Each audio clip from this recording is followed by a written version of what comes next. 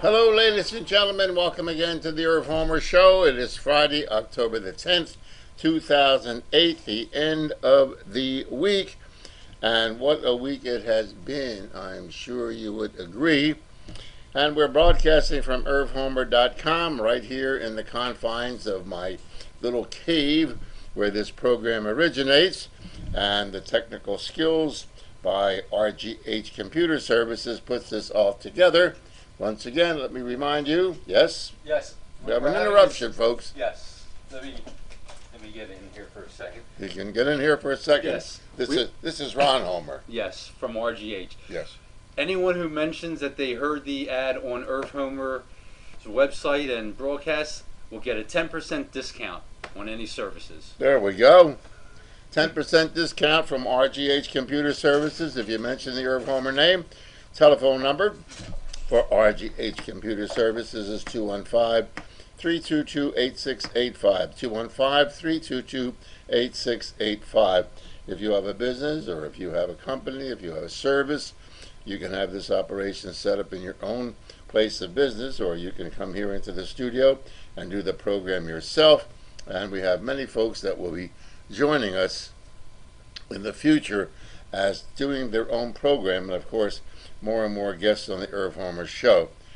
The stock market, of course, today closed about 8,500. I was with a group of folks last night in ending the breaking the fast of the Yom Kippur holidays, and made a prediction last night that the market will stop at about 8,500. And so, Sal, if you're listening, you don't owe me the dollar. I'm only kidding. We never made a bet. But 8,500, folks, I predicted, and not as a sage of economics, but the real wealth of the market is about 8,500 without the credit sales and without the bad debt that's on it. And from the information I gleaned over the years of broadcasting experience and talking to folks in the financial arena that don't have an axe to grind, we figured out that 8,500 is about as far as it would go down. Don't invest any money on my say-so. I merely make suggestions or offer my opinion, and happen to be correct this time, as I've got about an 85% track record on being right. And it's not because I'm a genius, it's just because that the mistakes that you make today, the mistakes that governments make around the world today, they're going to pay for somewhere down the line. Let me remind you that we do have our telephone line hooked up, and probably by Monday night, hopefully, Ron, we'll be able to take phone calls instead of using the chat room. But we do have the chat room right now that you can avail yourself of and ask your questions, and to the best of my ability, I will answer them for you. Once again, my website, and we are receiving a tremendous amount of hits, and Ron, I have to say that receiving a lot of compliments on the Irv Homer website, is www.irvhomer.com. And if you want to email me, as many folks do from around the world, and I kid you not, folks, from around the world, it's evilerv@irvhomer.com. evilerv@irvhomer.com is my email address, and my website, once again, is www.irvhomer.com. Getting to the stock market, and I predicted that about 8,500 is where it will be in the proximity. I doubt very much whether it will go lower than that, because now you're dealing with real assets. You're not dealing with credit money, and you're not dealing with debts that are uncollectible. And of course, the worldwide financiers are meeting this weekend with President Bush, the heads of France, the heads of Germany, the head of Spain, the head of Italy, are all going to get together and say, well, we've got to revise our whole total structure of finances worldwide. Since we are globalized, whether you like it or not, we're going to have to address that. And hopefully on Friday night, I believe the next debate is that they will be talking about real issues between Barack Obama and John McCain. The reason they're not talking about it is because they probably don't want to get nailed by making predictions or having a positive attitude. You can have a pretty well positive attitude because there are demonstrations around the world, ladies and gentlemen, that you're not seeing on television. There was a hundreds of folks at Washington, D.C. today demonstrating against the so-called bailout, saving, or whatever. And thanks to the secrecy of the Bush administration, we haven't seen any demonstrations against the war. We haven't seen anyone voicing an opinion about the fact that you can't see the soldiers, those dead soldiers coming back from Afghanistan and Iraq at Dover Air Base. And as I said in other programs, the complicity of the news media that's supposed to be liberal is complying to the wishes of this administration. And those people who say that the drive-by press is in the hip pocket of liberalism are just not telling you the truth. The truth is that the major networks are complying with the request of the administration not to be at Dover Air Base and show the flag-draped coffins coming in from Afghanistan and Iraq and around the world. So you have to use your own head, ladies and gentlemen. You don't need Irv Homer to point out some of the hypocrisy that's going on around the news media and the blogospheres and the talk stations, etc., and so forth. The thing that I find extremely interesting is that when some of the television stations and some of the reporters who have the courage are now going out into the street and asking people about the situation, and it's amazing. Believe me when I tell you, and I know because I've done this many, many times in my own career, people just haven't the faintest idea of what's going on, and they don't care. It's amazing. Half of the folks that were interviewed don't know who their congressman is.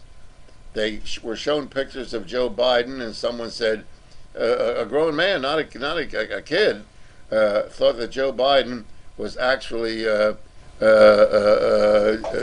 John McCain.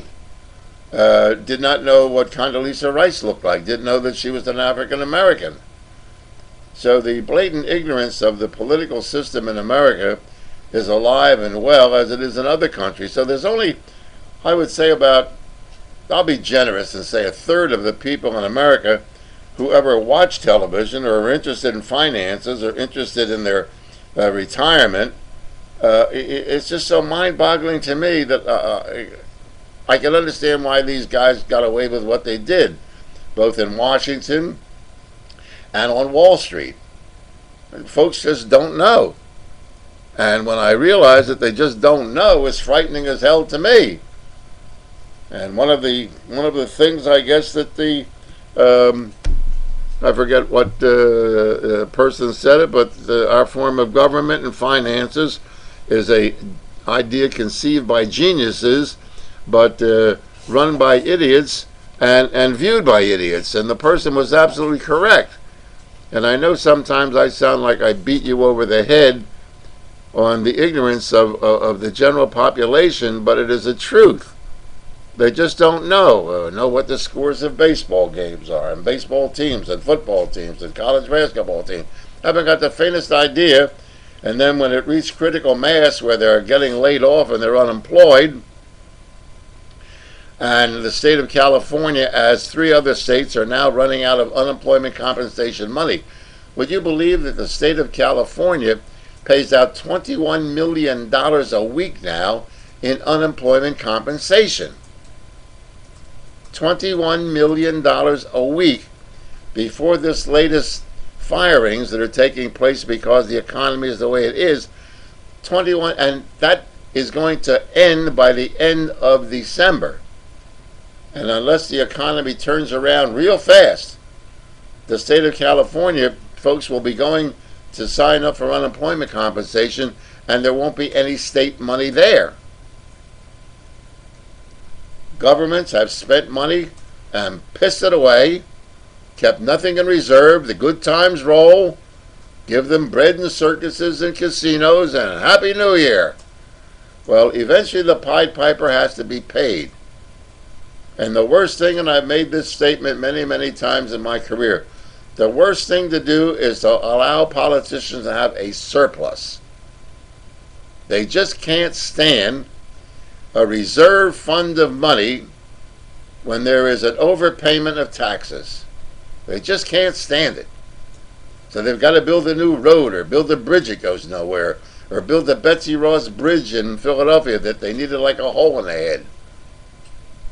Or build highways that don't go anywhere like Woodhaven Road. And this practice has to change. Now, those people who are going to be responsible for revising the entire financial system of the world, and make no mistake about it, for those of you that are my age or a little bit younger, parents, some of the grandparents may be viewing this program, the good old days of running your finances are over. Take my word for it. The history of finances around the world is going to go through a dramatic change that you will not recognize. I don't know whether it'll be good or whether it'll be bad. But I can tell you this much, it's not going to be business as usual if and when we get over this mess. No one can predict. No politician, no financier, no Wall Street genius, nobody on television or on radio has any idea of when this thing is going to end. And I don't know either, but you better revise your purchasing practices. You better revise your lifestyle. You better change spending money on credit that's not going to be available, and you're going to be hit with credit card bills. Now, one of the things that Pearl Polto, who is the credit expert that I have on the program, she'll be on again Monday, unsecured debt is your credit card. So if you have credit card debt, as Pearl said, and she'll reinforce it on Monday night, credit card companies cannot lien on your house, can't repossess your car, can't do anything. I predict that that is going to change as the bankruptcy laws changed, which makes it more difficult to go bankrupt.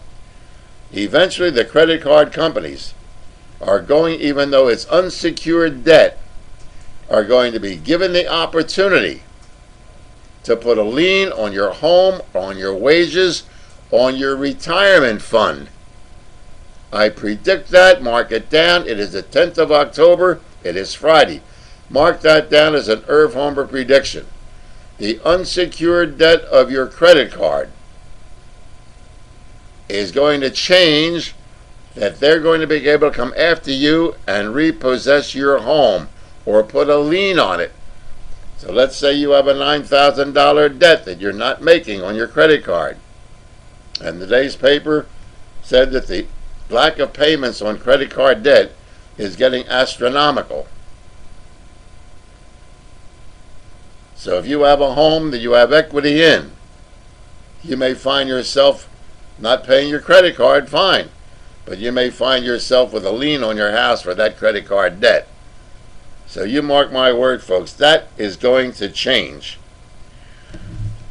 One of the other things that I want to tell you about, in my opinion, this organization called ACORN, which is an acronym for something about community redevelopment now, has been cited with fraudulent registrations to the tune sometimes as high as 15,000 fraudulent registrations on the Democrat side supporting Barack Obama.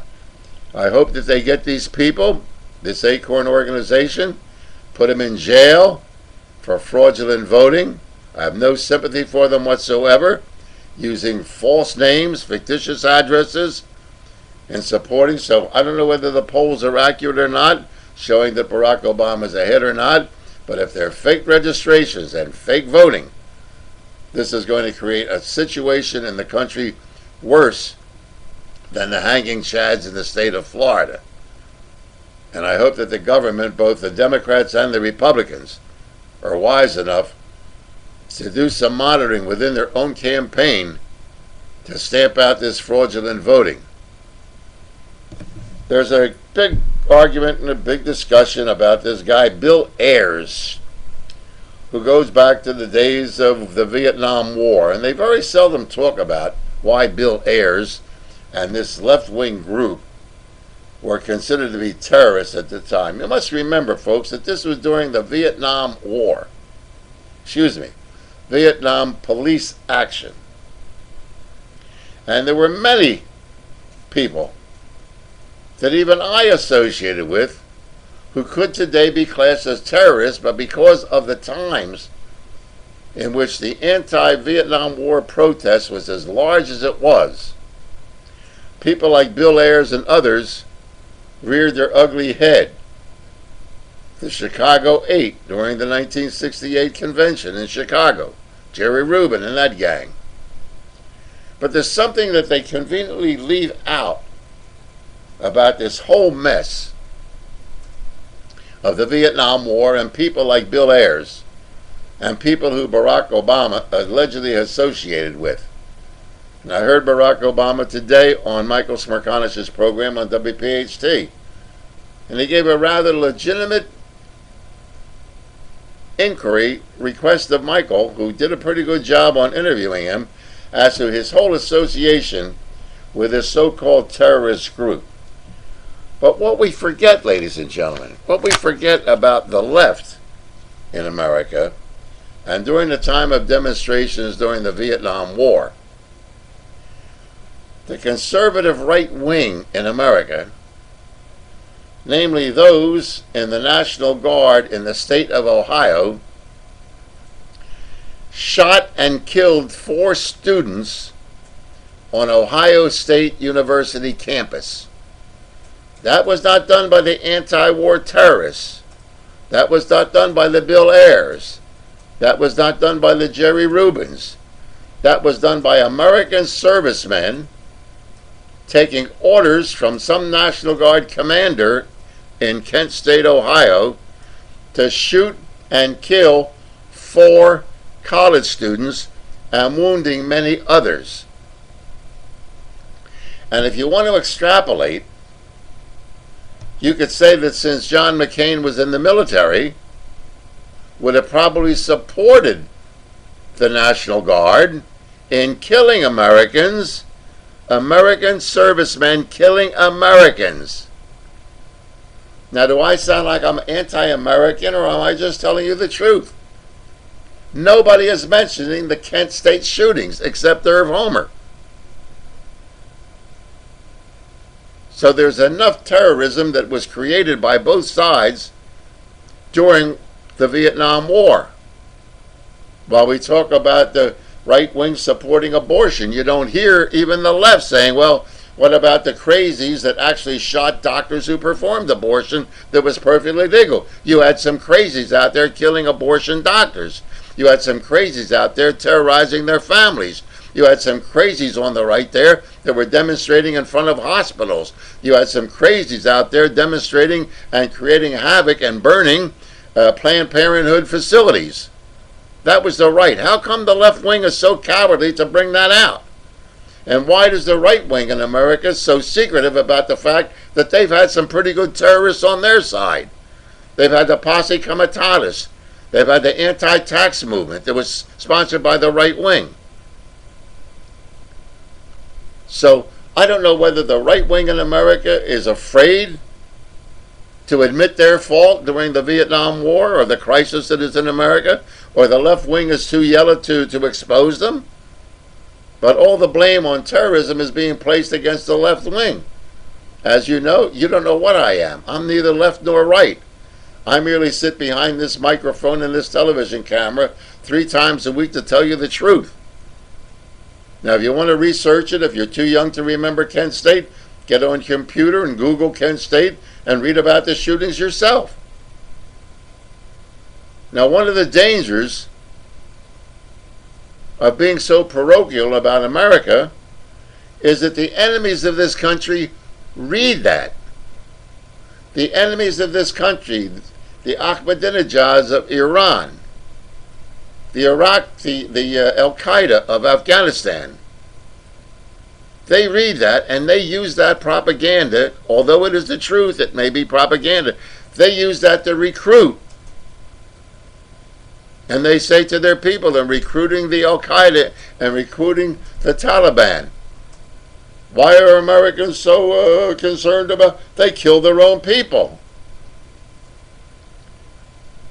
If you read anything of John Dewey, he said once, and I'll abbreviate it, remove yourself from the situation and look at it from a consumer perspective. Look on the outside and look in and say, hey, is that going on here? That is the fraud of this election. It is the fraud of speechwriters. It is the fraud of politicking. There's enough dirt on both sides in this country, on the left and the right, that are definitely anti-American, anti the law, breaking the law. And while John McCain is being criticized for not attacking Barack Obama in the debates because of this Bill Ayer and some of the terrorists that were considered terrorists during the Vietnam War, Barack Obama could say to John McCain, well, how do you feel about the National Guard killing 4 students on Kent State campus in Kent State, Ohio? But you're not going to hear it from the left. You're not going to hear it from the right. The only place you're hearing it are for those of you who are viewing the program right now on Friday, October the 10th, or if people will go to the archive after this program is over. We all have blood on our hands, ladies and gentlemen. None of us are innocent and none of us are pure. And unless we recognize the fact that both sides in America have committed some type of atrocity, have committed some un-American act, which I haven't figured out what's un-American yet. I don't know what who the people are in America. We're a diverse country with diverse opinions, given that right by the Constitution of the United States. But everybody on the right wants to put a label on those on the left. The left wants to put a label on everybody in the right. And for some reason or other, the truth is somewhere in the middle, and that's where I am, in the middle, telling you the truth. And it's very frustrating for me to hear and to listen to some of the garbage that goes out over the news media, both the so-called drive-by media and the so-called cable news networks. Half-truths are worse than a lie, in my opinion. And what we're getting from the political scene are half-truths. The fact that we have created fake money called Federal Reserve notes, and nobody gives a damn. Nobody gives a damn. What are euro dollars, ladies and gentlemen? Do you know what euro dollars are? I'll bet you haven't got the faintest idea of what the hell a euro dollar is. I'll bet you have no idea how much money we have loaned out and how much money we got paid back. Do you realize that there's only one country in the entire world that ever paid their World War II debt, and that was the country of Finland? Do you know the countries owe us billions of dollars from World War II that have never been paid back, and yet we continue to give them more and more money? Why? Why is it so important for America to donate foreign aid all over the damn world? And who gave the president and others the right to give our money away? These are the questions that I ask, and these are the questions that should be asked of the politicians. And politicians should have enough courage to say, I can appoint judges that I think may reverse Roe v. Wade, but I, as the President of the United States, have no jurisdiction because of the separation of powers. We have 3 branches of government: the executive branch, the legislative branch, and the judicial branch. And you can have the most pro-life president in the world, but if the Supreme Court says that there will be abortion, there will be abortion. And if you have a pro-abortion president and the Supreme Court says no, the president can't reverse that. There is a definite separation of powers. The problem that disturbs me is that we have too damn many lawyers in politics. And why do I say that? If you have 3 branches of government that's supposed to be separate, the administration, the judicial, and the legislative, the judicial branch now is taking over the legislative branch of government because we have an abundance of lawyers now in the legislature. If you guys can't make a living being lawyers, stay the hell out of the legislative branch of government. You don't belong there.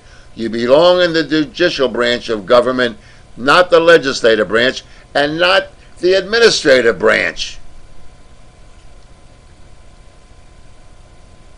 I remember a case that I had when a Pontiac of mine blew up. The engine blew up on me. And the case was adjudicated from General Motors versus me, or me versus General Motors, and went to the court, and I said, I want to find out where this judge came from that's going to sit in judgment to have my engine replaced on my Pontiac. Well, I found out that the judge had received a scholarship, almost a full scholarship, from General Motors. Now, the good judge was probably an innocent guy, needed money to go to college. General Motors, he applied for the scholarship and got the scholarship. Now, to me, it didn't make sense. I'm suing General Motors. The judge who was going to be there, as a person who has no vested interest in it, went to law school thanks to General Motors. And when I brought it up to His Honor, he was a little perturbed. Didn't hold me in contempt. In fact, the attorney that represented me was outraged over the fact, you can't ask the judge. Why can't I ask the judge that? Why can't I ask the judge, Your Honor, since you receive scholarships from General Motors, am I going to get a fair hearing in your courtroom? Oh, is that an innocent question, ladies and gentlemen, to ask the judge in the case? And his response was, he said, Mr. Homer, he said, I can understand your position. However, I will pass the determination of this hearing on the evidence that is presented. And you will have to take my word for it that I will be neutral. However, if you feel that I'm not neutral, then you will be able to file an appeal and I can understand. And I said, thank you, Your Honor. Is it recorded by that fellow there that's playing with that stenotype machine? And he assured me that it was, and when I got a copy of the testimony, it was in there. He was a fair-minded judge, and then afterward he told my attorney, he said, he says, this guy's pretty sharp. So this is why I don't like lawyers being in the legislative branch of government. Where did Obama get his college scholarships from? Don't you think that's a fair question?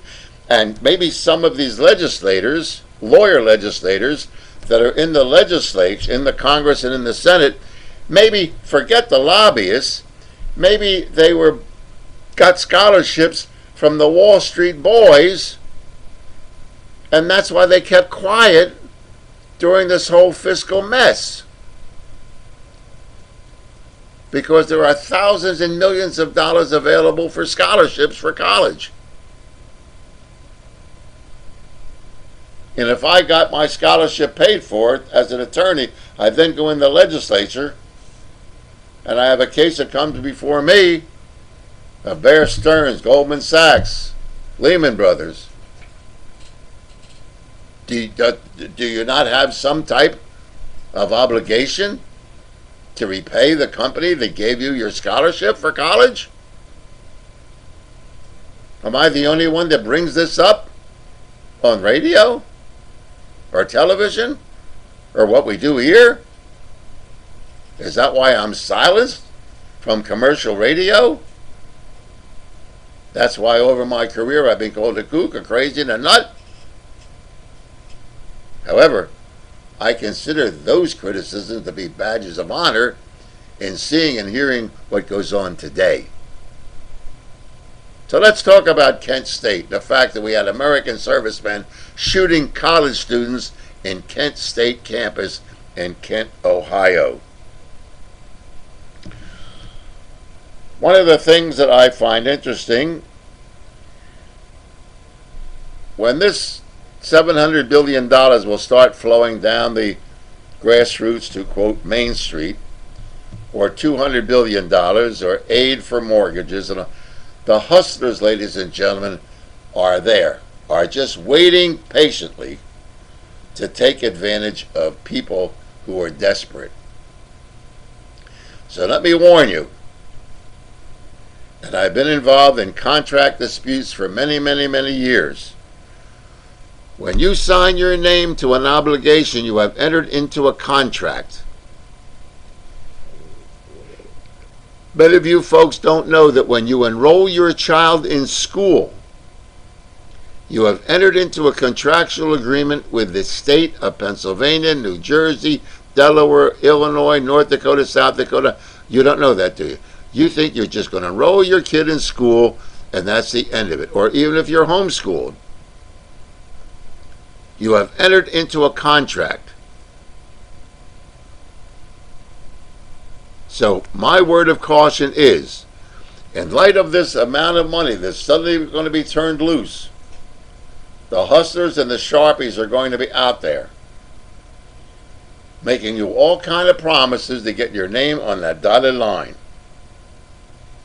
So before you enter into any financial agreement to relieve your debt, you've seen these guys on television, on radio. I had them on the program as sponsors. Do you have a problem with the IRS? Contact us. We're surrounded by 1,500 ex-IRS agents. And the front load fee maybe is $250 or $300. And you think that's all you're going to pay. Well, let me tell you something. Those ex-IRS agents that are advertising on radio and television are the biggest hustlers you've ever seen in your life. Because once you sign that agreement and send that initial money in, you're screwed. You're going to come up with another $300, another $250. They're going to nickel and dime you to death because you live in fear of the Internal Revenue Service.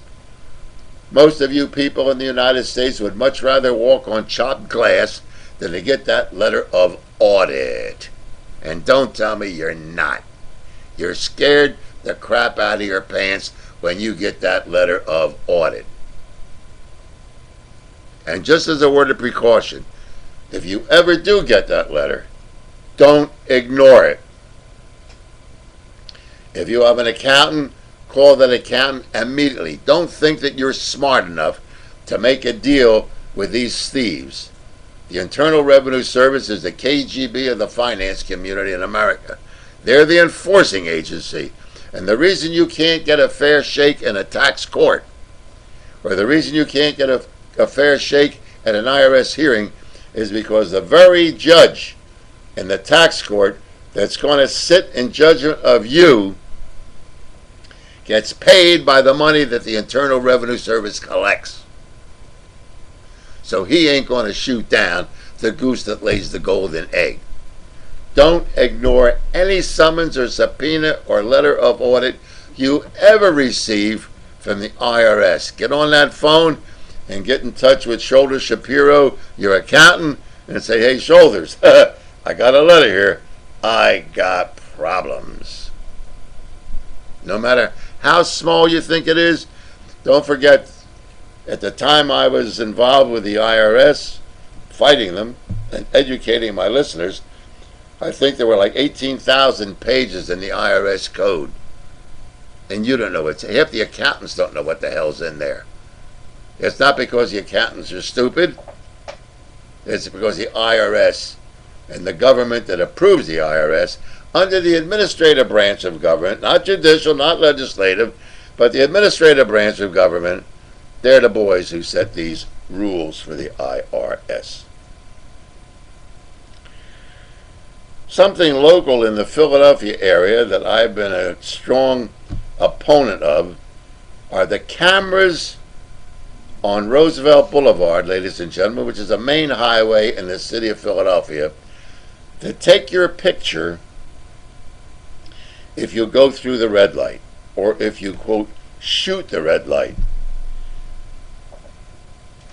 The city of Philadelphia will not give you any information as to how much that costs and how much money they've received from it and whether or not you can appeal it.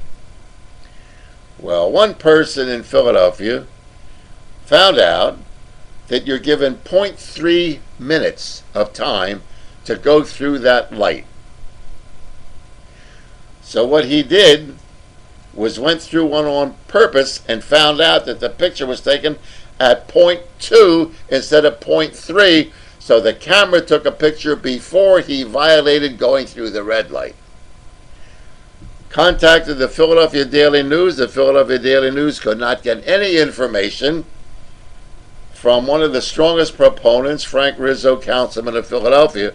A, how much do these cameras cost? And B, how much money have you collected so far? And C, how many times have them cameras been adjusted to make sure that the motorist is given the .3 time limit to go through that intersection? Well, lo and behold, this gentleman went to the state legislator. You ready for this? There have been approximately 90,000 tickets taken by the cameras on Roosevelt Boulevard, generating $100 apiece, or approximately $9.1 million to the city of Philadelphia. And you ain't going to read that in the Inquirer or the Daily News, because the city of Philadelphia, with the permission probably of city council, will not give you that figure. That figure is published in today's Philadelphia Inquirer, not in the news section, but in a columnist where the figures were printed. Talk about KGB. Talk about depending on technology to prosecute you. Talk about not being able to appeal a $100 ticket. We've got it in Philadelphia, and soon may be coming to your town. Get the Philadelphia Inquirer today. I think it was Monica Yanni who wrote the article. Kind of mind-boggling, isn't it? 90,000 tickets. And how many of them were clocked at the wrong speed, where people were required to send that $100 in, generating about $9.1 million. Yes, I believe that the traffic on the boulevard is crazy. I believe that motorists exceed the speed limit. If it's posted 25, I go 25. Oh, I get the finger a lot. Make no mistake about that. I don't give a damn.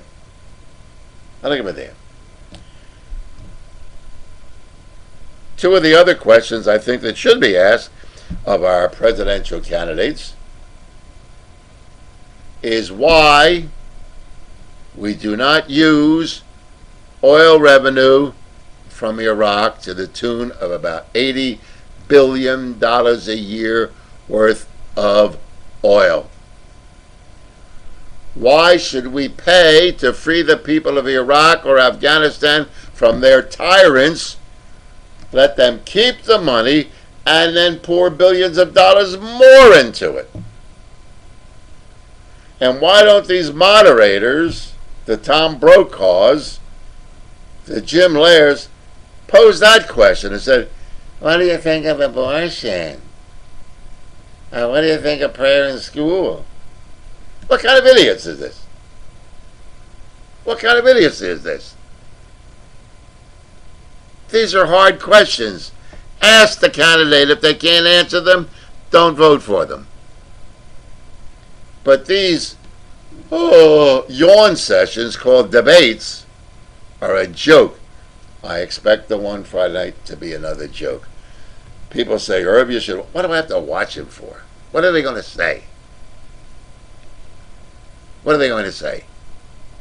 Is Barack Obama going to say, listen, John, I know you were in a prison camp in Vietnam, but while you were in the prison camp in Vietnam, did you hear about the National Guard killing 4 students on Kent State campus? How do you feel about it? Why don't, instead of Katie Couric worrying about what newspapers that Sarah Palin read or what Supreme Court decisions, ask her, Sarah, you may not be old enough, Sarah, I know, but remember when, look it up, what do you think about the National Guard killing 4 students on Kent State campus during the Vietnam War? Don't you think that would make more sense than asking, name the Supreme Court decisions that you disagree with, Sarah? Folks, we're in trouble. we're in big trouble. And we're in big trouble because of I think it's some type of allegiance to the places where our college graduates are getting their scholarships from, or I don't know what the hell's going on. But the last thing that you get out of Congress or the Senate or the House of Representatives or a political candidate, you don't get the truth, and you sure as hell don't get it from any of the media, whether it is the cable guys or whether it is the so-called drive-by media. For telling the truth, I think Larry the Cable Guy on Comedy Central makes more damn sense than 90% of the talk show hosts in America today. At least he hits everybody. We'll go to our chat room in just a moment. I got a lot of requests for people. Irv, you used to talk about family corporations on your program. Yes, I did. And I set up many family corporations around the Delaware Valley area, and I'm pleased to say that they're all functioning well. They're functioning profitably. It has united and kept a lot of families together. But I don't have any booklets to mail out, and I'm not going to do it on this program. And I don't go out and lecture anymore on how to set a family corporation up, which is perfectly legal. To the best of my knowledge, prior to 1933, when the Small Banking Act was instituted in America, the family corporation had been grandfathered. In other words, things that were done prior to that, as long as the lines were adhered to, are permitted to be done today. But I will just give you a brief understanding of what family corporations are. When I say family, I don't mean your immediate family of you and your wife and 5 children. I'm talking about families, cousins, uncles, aunts, those who married in. Some families have 30, 50. You've seen reunions on television with some 120 members of a family having a get-together. And I would venture to say that if you question your families, let's say you have 20 members in your family, aunts, uncles, kids, those who are only children have a problem, unless you have a lot of cousins. Just estimate the gross income of your family. Let's say you have 30 members of your family, cousins, aunts, uncles, brother-in-laws, sister-in-laws. And the average income averaged out is about $60,000 a year. How much money is that? I think it's $1,800,000 a year that your family has an income of. Yet each and every one of you have your own credit card paying 18, 20, 29% interest, buying cemetery lots at the market price, buying medical coverage, paying from your company or getting benefits. And now if some of these politicians get in, they're going to have the right to tax your medical benefits from your employer as income, because if you read the tax code, whatever money from wherever derived is considered to be income. So if your boss gives you medical coverage and you pay half, you have to pay tax on the other half, because that's a benefit that he pays you, considered to be salary. Well, if you have 30 members in your own family, you can establish your own medical coverage with one monthly premium. Contact Aetna, Blue Cross Blue Shield, anything, and say, look, I've got 30 members in my family. We want to buy insurance, health insurance. What are you going to charge me? And the medical coverage company are thrilled. They'd much rather get one check a month from 30 people than 30 individual checks paying for individual medical coverage. Credit card company, the same way. You set up your own credit card company. You apply to the state. You have find out how much money you need to set up and establish your own family credit. You can't go out in the open market and to solicit members. They must be family members. And a lot of hustlers try to get away with recruiting other people and setting up their own little banks. I'll rat you out if I ever find that out, so don't come to me if you ever tried it. But families have gotten away from family cooperation. There are members in my family that I don't talk to. I don't care whether I talk to them or not. It's strictly business. Folks, that's how rich people do it. Poor people are too independent. I want my own credit card. I want my own medical coverage. I want my own financing on the car. Wouldn't it be great if you go to the family where you set your own interest rate and then get a dividend on the stock that you buy in the corporation? Well, that's how rich people do it. That's how the Rockefellers, how do you think they built up their money? They set up their own banks, their own foundations, their own endowments. You can do it in your own family. Don't be jealous of the rich. Imitate them. But as far as family corporations, you're going to have to figure it out for yourself. To the chat room, Bob from Memphis. Irv, did you know that Bush mobilized the brigade in the USA and Bush told Congress that he would have to declare martial law if they did not pass the $700 billion bill? No, I did not know that Bush... Where did you hear that from, Bob? There's a lot of rumors going around. The president has the right to declare martial law anytime he wants to. I doubt very much whether or not he threatened Congress or the Senate or anyone to pass this $700 bill for fear of martial law. So I don't know where you heard it from. I don't believe it. I do know one thing that is a fact. World War II, we had internment camps for the Japanese and some Germans since we were at war with them. We had relocation centers. They were internment camps. The Japanese have finally, after all these years from World War II, have recouped a reasonable amount of money that was confiscated from them. That law that was instituted by Franklin Delano Roosevelt has never been rescinded. The President of the United States at any time can reactivate internment laws. But I don't know about mobilizing a brigade. The President has a tremendous amount of power given to him by the cowardly Congress that according to the Constitution, the President doesn't have that power.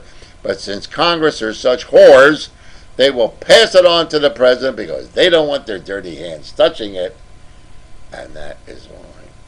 John in Pemberton, New Jersey. Irv, have you read Stephen Zarlanga's Lost Science of Money? Before I send for it, I wanted your opinion.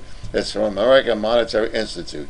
No, I have never read it, John, and I don't know what it is. I've never heard of Stephen Zarlanga, but I do know that the United States government, if you go to the Superintendent of Documents in Washington, D.C., and request, I think it used to be about $6, all the publications on money, how it was arrived, what the Federal Reserve is, you can get it for $6 and you don't have to read his book.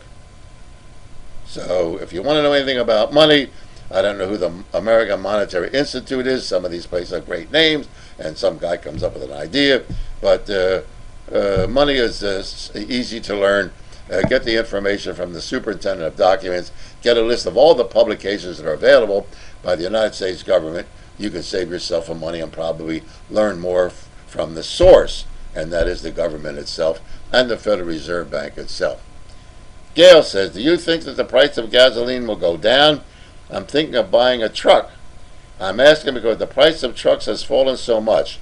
I was in a Reno, Nevada dealer, and they had a Behemoth Hemi engine Dodge with 40,000 miles. It must have sold originally for over $40,000, and they were only asking $13,000. Well, there's only one problem with that question. Number one, if you can afford insurance on a $40,000 automobile, go ahead. If you can afford the maintenance on that $40,000 automobile, go ahead. If you can afford $13,000, don't buy it. It's a monster truck. It's a big engine. The insurance is going to cost you a fortune. The maintenance on it's going to cost you a fortune. And the fact that you're going to get it for $13,000 is no bargain to me. You're buying yourself an expensive headache, Gail. That's my opinion. You do what you want. Enjoy the ride. Now, the only advantage of getting a truck over a passenger vehicle, the emissions testing on a truck are not as tough as the emissions testing on a passenger vehicle. There ain't no such thing as a free lunch, Gail. Stay away from that thing unless you put money aside. You know what? Ask what a tire for this thing costs. You're talking $200 for a tire. And at 40,000 miles, it's about due for 4 tires. Find out what a tune-up on this will cost and call your insurance agent and ask how much it costs to insure this monster. I remember one of my sons had a Monte Carlo that needed a paint job, and it was a little, and he wanted a Camaro. He wanted that hot Camaro, man. That Camaro was great. What was it? An IROC. An IROC, yeah, an IROC. The guy sitting right here, he knows the story. And I said, "You like that car?" And he says, "Yeah, that's cool." I said, "Okay, let's call the insurance man and find out how much the insurance is." And I gave him, he says, "What?" I said, "That's the cost of the insurance for that automobile." And a tire, I think, was $125. What? So, sense finally prevailed. We took that Monte Carlo. What year was that, Ryan? The 78. The 78 Monte Carlo, a neat car. And we set it in to have it repainted midnight black. And I forget what it was, a couple bucks, I guess, I don't know what it was. And we went, bought mag wheels for it. Air shocks on it, souped up the back. Put air shocks on the back to raise it or lower it. New seat covers. Got all brand new black seat covers with white piping on it, or red piping. Piping, I remember. And windows. And new carpeting and tinted windows. And more people bragged to him about that Monte Carlo, and it was the talk of the town more than that Z-Rock, I-Rock, Head Rock, or Rock and Roll, or whatever the hell it was.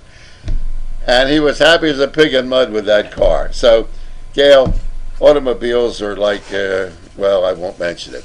We have some room on the chat room. If you have any other questions, please feel free to ask, and we'll try our best to answer it.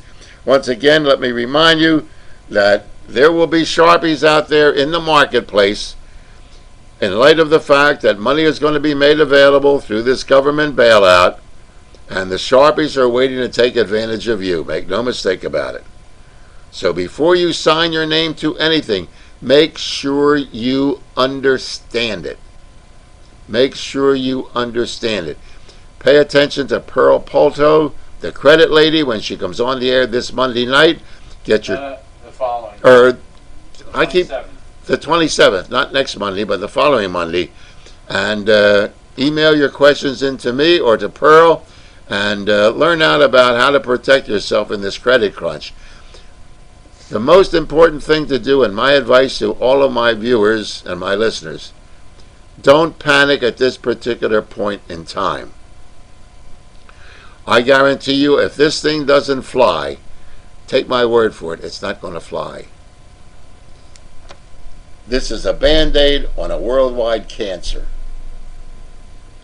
The problem is not going to be resolved within 30 days, within 60 days, within 90 days. I predict employment will go to about 9% nationwide. Now remember that during the Great Depression of '29, there were only about 22% of the people unemployed. But because we have the extended credit that we have today, 9% unemployment, with a possibility that unemployment compensation money will not be available from the states unless the federal government pumps more money into it, could be something to look forward to. There used to be a song from the show Little Abner. For those of you that don't know, Little Abner was a great cartoon strip. They made a stage play out of it, Little Abner, and there was a song in there called "The Country's in the Very Best of Hands." And I walked into the bank last Tuesday, I think it was, and I'm singing "The Country's in the Very Best of Hands," and I thought the president and the clerks and the tellers in the bank would fall off the floor. So what do you mean? I said, "The country's in the very best of hands. Don't you believe it? We elected them." So just be careful of the hustlers out there. Don't panic. Above all, if you have a financial problem, you're unemployed or something, there is assistance out there. There is counseling out there. Talk to your friends and family. Take your pride and stick it in your ear. Pride cometh before the fall. Remember that. Many people can be saved if they would take their pride and stick it in their ear. I've been extremely fortunate that I've never gone to anybody for any assistance whatsoever. Mainly because I kind of learned the hard way at one time that the mistakes that you make today you're going to pay for later on in life. But if you find yourself getting in deep and you don't know where to turn, it was just 2 cases in the paper, and I know out of 300 million people it's not a big deal, but an 87-year-old man had a wife in the hospital. I forget what state it was in. He went to visit her at the hospital. He pulled out a gun. He shot her in her hospital bed and killed himself because they couldn't deal with it. So this is going to happen more and more and more and more and more.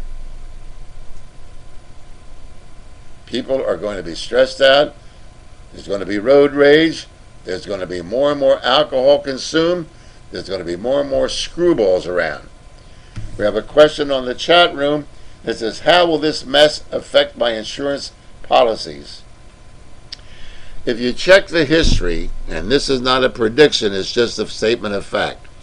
If you check the history of the insurance companies of America, because of the regulations that insurance companies must adhere to, and the conservative investments that they are required to make, there has never been an insurance company ever failed. Even during the Great Depression, during the 80s, during the times when things were tough under the Carter administration, when we had double-digit inflation, insurance companies are regulated where they must maintain a reasonable reserve and are not allowed to invest frivolously.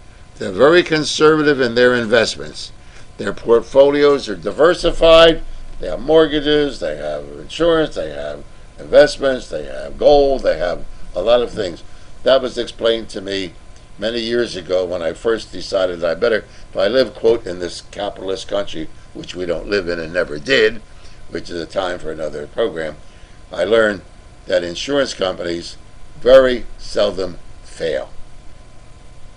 So the big ones like Hartford and Prudential and Metropolitan, they don't fail. They're bought out sometimes by other companies, but they have never failed any time in the history of the United States. You're going to hear, ladies and gentlemen, I know we're running short of time now, you're going to hear the word socialism thrown around, and you're going to hear that Obama's a socialist, and this is a socialist. The Ann Coulters, that girl needs an orgasm so bad. I wish she would use a vibrator or something. She is, all of a sudden, she's on Cavuto's program as a financial expert. Please don't get me started on her and others of her ilk. But I can only tell you this. Unless you know what socialism is, don't take the word from anybody that you see or hear on radio or television talking about, oh, that's socialism. One of the freaks of this whole thing is when John McCain is talking about the government doesn't know how to provide insurance, there shouldn't be national health insurance.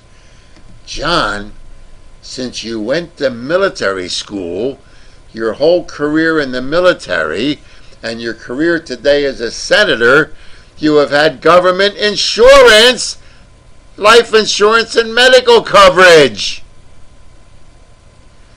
Every putz in the legislature, in Congress, and in the state legislatures, and the House of Representatives, they all have government medical coverage. And they're the ones that say, well, national health care is no good. Well then, why the hell don't you guys pay your own?